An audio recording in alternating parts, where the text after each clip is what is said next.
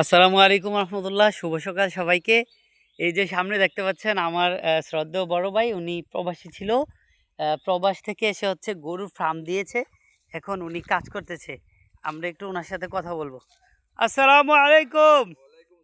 Subal খায়ের ইয়া Sheikh, كيف حالك؟ كويس. هذا شيني منجرية هذه. ايه هذا في منجرية بقر والله.